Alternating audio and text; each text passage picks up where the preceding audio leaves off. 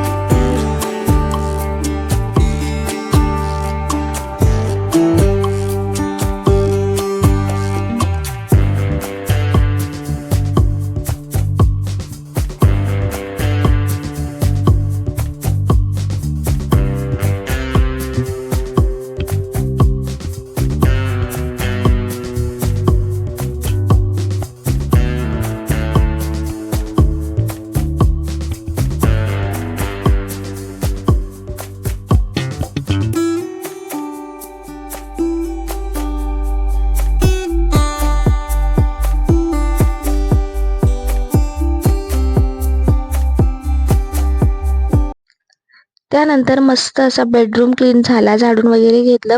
गॅलरीत बराच कचरा मुलं करतात. कधीच्या वेळेस येतो आम्ही. मस्त हवा लागते. मागेही तुम्हाला बोलले गॅलरीमध्ये खूप छान वाटतं बसायला. जर कधी वेळ असला ना, फक्त सॅटर्डे संडे आम्ही मस्त असं वरती असतो दुपारी जेवल्यानंतर.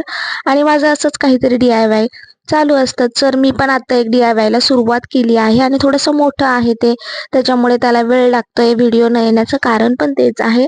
आणि ती गोष्ट कंप्लीट झाली की मग तुमच्यासोबत शेअर करेनच. आपलं हळदी कुंकू पण बाकी आहे, त्याचीही प्लॅनिंग चालू आहेत.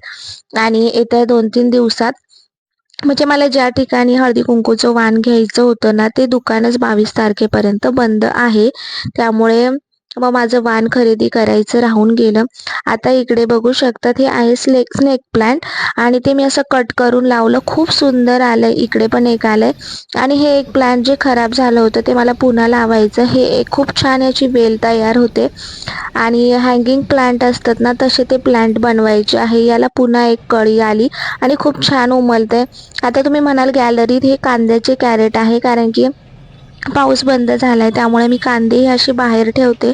आता आमच्याकडे एवढ्या प्रमाणात कांदे असतात त्यामुळे घरात पण भरपूरच असतात आणि त्यामुळे हे बाहेर होते. मुलांची खेळणी पण त्याच्यात दिसेल, कारण की खेळता खेळता बऱ्याच वस्तू तिथे ठेवून देतात. आणि मला त्यातलं एक जे झाड होतं ते फुलांचं झाड म्हणून ते भलतंच काहीतरी उगलेलं, मग ते काढून टाकलं आणि त्याच्यामध्ये जे तुम्हाला मी लॅव्हेंडर कलरचं दाखवलं त्याचं नाव मला माहिती नाही, पण ते झाड मी आता इकडे लावते. मला असं वाटतंय की ते कमी मातीमुळे बहुतेक ग्रो होत नसावं, त्याच्यामुळे मग मी आता मोठ्या ह्याच्यात लावते. आणि बऱ्याच काही अजून प्लांटर बनवायचे आहे, पण हळूहळू जसं मला जमेल तशा मग गोष्टी मी हळूहळू करत असते.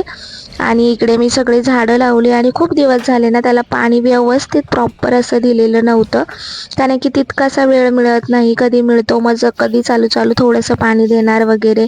आणि स्प्रेने दिलं ना तर खूप छान त्या पानांवरची धूळ जाते, ते पानं खूप छान फ्रेश होतात आणि मग त्यांना बघून आपल्यालाही तितकंच फ्रेश वाटतं.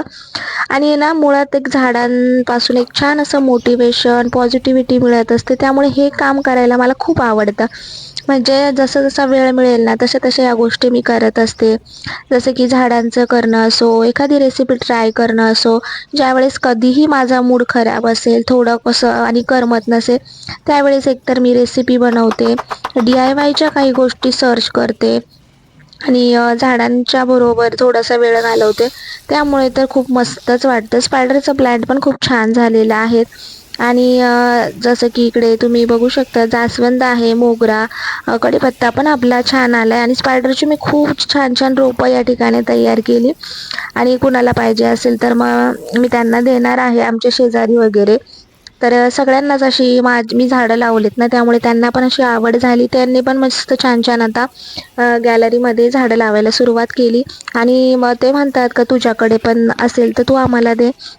सो त्यांना 1-2 झाडं द्यायची आहे. छान वाटतं आपल्यामुळे कोणाला तरी काहीतरी करायला आवडतं आहे ते. आणि छान वेळ जातो झाडांमधून. सो सगळं आता हे करून घेते एकदा आणि त्यानंतर पुन्हा आणि गोकर्णाचं झाड लावलेलं आहे. आणि आता इतक्या दिंड्या चालू झाल्यात ना, रोज आम्हाला दिवसातून 10 ते 12 दिंड्या. एक जाताना दिसली सकाळी आणि एक येताना पण दिसली. आणि बाजूला लॉन्स आहे तिथे पण दिंडी थांबवलेली होती. मंदिरात दिंडी थांबवलेली होती. बघूया मंदिरात तयारी चालू आहे. म्हणजे ना अ, जाताना ज्या दिंड्या असतात ना तर लोक त्या दिंडींना जेवू घालणं वगैरे या गोष्टी करतात. त्यामुळे तिथे त्यांना छान जेवणाची, राहण्याची, झोपण्याची, दुसऱ्या दिवशीच्या चहा पाणी नाश्त्याची सगळी सोय लोक आवडीने करतात. दिंडीला जेवण देणं वगैरे असं काहीसं. आणि माझं हे सगळं आवरून झाल्यानंतर टिफिनची तयारी करायची होती. त्याच्या आधी मी चहा घेतला. चहा आता कंपल्सरी आहे. एकदाच घेते मी सकाळी, कधीही डबल चहा घेत नाही. चहा वगैरे घेऊन झाला, चांगली फ्रेश झाले आणि आता टिफिन बनवायचा होता. टिफिनला काय बनवायचं हे कळत नाही आणि आज मुळा होता. अनु खात नाही तर मग त्याला आज थोडासा वेगळ्या पद्धतीने मुळा मी ट्राय केला. आणि म्हटलं चला, आणि ज्या पद्धतीने मी मुळा ट्राय केला ना त्यातच थोडंसं पीठ घालून आपण छान पद्धतीने त्याचे पराठे बनवू शकतो.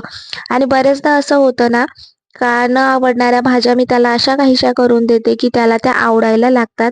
आणि ज्यावेळेस मी त्याला घरी आल्यानंतर विचारलं ना तर त्याला ती भाजी खूप आवडली होती, मुळ्याची भाजी. आता आमच्याकडे मुळा, भोपळा अशा काही गोष्टी आहे की ज्या रात्री करत नाही, त्यामुळे या गोष्टी आम्हाला सकाळीच कराव्या लागतात. आता याचं कारण मला माहिती नाही, पण आपली घरातली मोठी माणसं म्हणतात, आई आपली म्हणतात की नाही करायचं, तर मग नाही करत मी. आणि म्हटलं चला आता टिफिनला पण काही नव्हतं म्हणून मग मुळ्याची भाजीच करायला घेतली. मुळा सगळ्यात पहिले साळून त्याची सालं काढून घ्यायची आणि छान असा किसून घ्यायचा आहे.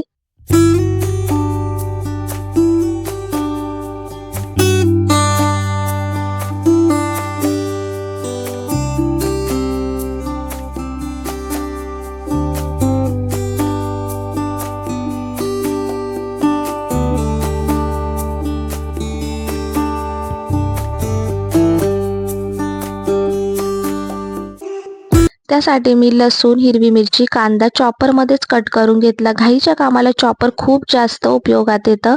आणि त्यानंतर कोथिंबीर कट करून ठेवली होती. जिरं मोहरीची छान अशी फोडणी द्यायची.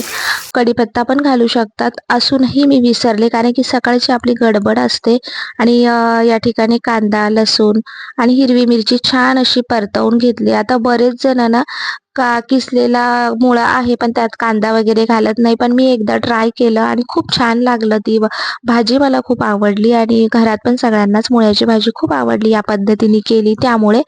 तर नक्की तुम्ही ट्राय करून बघा. आणि हळद घालायची, मिरची तर आपण घातलेलीच आहे, कोथिंबीर घालायची आणि जो किसलेला मुळा आहे ना तो घालायचा. मुळ्यातलं पाणी अजिबात काढून घ्यायचं नाही, तसंच त्या पाण्यासोबतच घालायचा आणि त्याच पाण्यात आपल्याला हा मुळा छान असा शिजवायचा आहे. झाकण ठेवून लो टू मीडियम फ्लेमवरती छान असा शिजतो. मीठ घातलेलं आहे चवीनुसार आणि त्यानंतर मस्त अशी मुळ्याची भाजी या ठिकाणी मुलांना पण खायला तितकीच आवडते. सो छान अशी भाजी झाली.